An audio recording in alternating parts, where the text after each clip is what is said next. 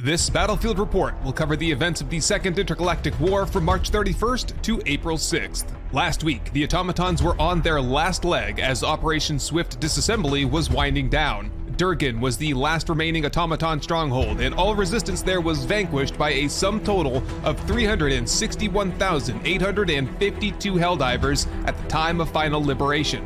This photo captures what was thought at the time to be the last surviving automaton. The victorious Helldivers, weighed down with war metals and stained black with oil, began the march back to the Terminid front to begin the long-awaited counteroffensive against the encroaching bugs. A new major order was issued on Sunday to reconquer Hellmire, and Crimsica for the construction of new, safer, and more efficient Element 710 farms where Terminids could be held on spacious new enclosures where they could be enriched with state-of-the-art nutritional supplements under careful supervision. Less than 2 days were needed to accomplish the task as grizzled bot-front veterans reinforced the ranks here.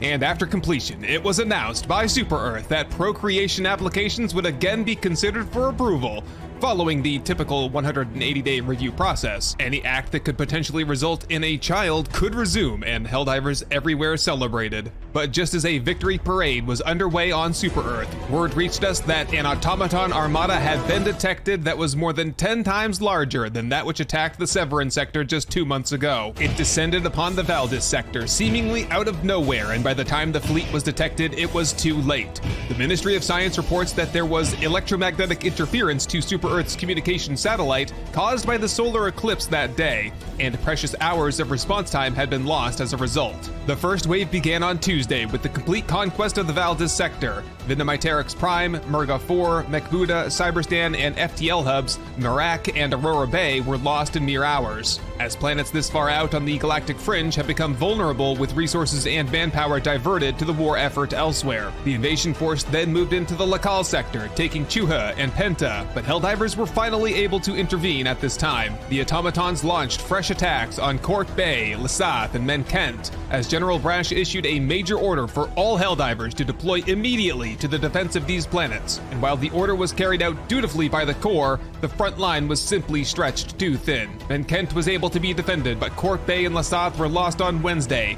Menkent was attacked again, as well as Vernon Wells, and Matar Bay was attacked in the Andromeda sector. By Thursday morning, Vernon Wells was defended, but Menkent and Matar Bay fell. Without a moment's rest, fresh automaton attacks were launched on Vernon Wells, Martail, and Marfark. Vernon Wells was defended for the second time by Friday morning, but Martail and Marfark fell, and thus the major order was declared a failure on Friday, with Super Earth having lost 10 planets completely, with active fighting ongoing on 4 more. Billions of innocent civilians that could not be evacuated in time are presumed dead, their votes lost forever. But by this time, the automaton offensive had seemingly run out of steam, and a new major order was issued on Friday to establish and hold the Menkent line, consisting of Menkent and Lasath, so that Seath engineers can begin construction of orbital defenses on those planets and deter further advancement of the automaton fleet before counteroffensive operations can begin. Such a defensive line would shield Talus and Marspira from invasion, but a flanking maneuver through Marfark and Aesir Pass could jeopardize the entire operation.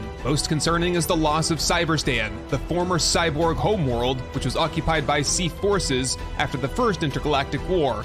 This is presumed to be the main objective of the reclamation campaign by the automatons, but it remains unclear what their goals are now or what role the cyborgs may play in the future of this conflict. Back on the Terminid front, things have been relatively calm since the last major order was finished on Tuesday. Liberation efforts were underway on Nivelle 43 and Fori Prime until bug infestations were detected on Hellmire and Crimsica on Friday, which subsequently led to the loss of both planets, cutting off supply lines to Nivelle 43. But the FTL route to Fori Prime was preserved via Istanu, and Command anticipates the full conquest of that planet by Sunday. In other news, Tactical Command has recently developed a new defensive mission doctrine this past week, and it's being implemented for the first time against the advancing automatons.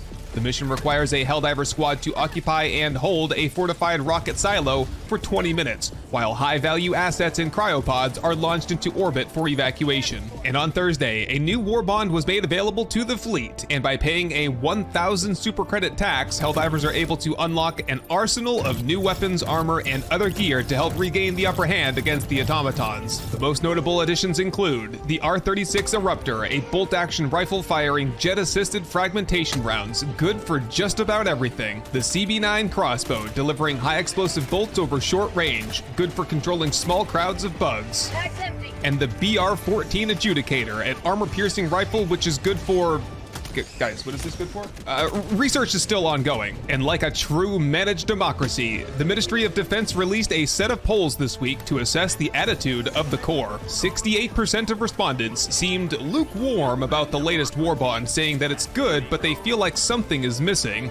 And in another poll, 79% of respondents reported that the current selection of marksman rifles is in need of some tuning because they're feeling underpowered. The Helldiver Corps eagerly awaits how the Ministry of Defense will incorporate this feedback into future changes. And a Super Destroyer fleet upgrade was also issued out on Thursday. To counter the new automaton threat, Command has authorized the release of experimental Super Destroyer system upgrades that until now were under top secret development. First, there's the 8-week crew training program teaching the new superior packing methodology, allowing supply boxes to completely refill support weapon ammunition. There's the latest atmospheric monitors to survey live weather conditions for improved orbital targeting, the Eagle 1 XXL weapons bay, trading unnecessary fire suppression, ejection, and airbag modules for extra munitions. Then there's the new accelerant additive for fire-based weapons containing a compound of thermite, white phosphorus, capsaicin, and allyl isothiocyanate, among others, increasing fire damage by 25%. Arc weapons are seeing some improvement with the new circuit expansion upgrade, which extends out the arc chain, and the last available upgrade are blast absorbers for orbital sentries, a modified packing peanut which absorbs thermal and blast energy. Upon submission of the prerequisite number of samples, committed Helldivers can acquire this new tech thanks to the galaxy's finest defense contractors,